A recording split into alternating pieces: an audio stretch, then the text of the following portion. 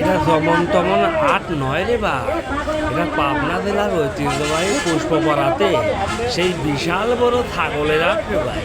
যে হাট না দেখলেই আপনারা মিস করবেন ভাই। তাই তাড়াতাড়ি দেরি না করি এই পুষ্পপাড়া ছাগলের হাটে চলে আসেন রে ভাই। এই ছাগল কেনার জন্যই বাংলাদেশের বিভিন্ন জেলার মানুষ এই হাটে আসে রে ভাই। তাই এই হাটে না আসলে আপনারা দেখতে পারবেন না এটা পাবনা জেলার কত বড় ছাগলের হাট রে ভাই। তাই আসুন ভাই, দেখে যান। ওরে বাপরে, হাট লাগেছে, কত মানুষ জড়ো হয়েছে, ওরে দেখেই তো ভালো লাগে রে ভাই।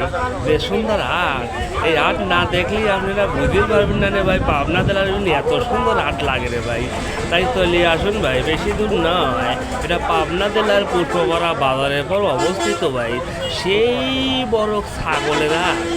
এই হাটে আসলে পরে বুঝতে পারবেন যে কী জিনিস। আরে ভাই রে, আসেন তাইলে, ওরে বাবা।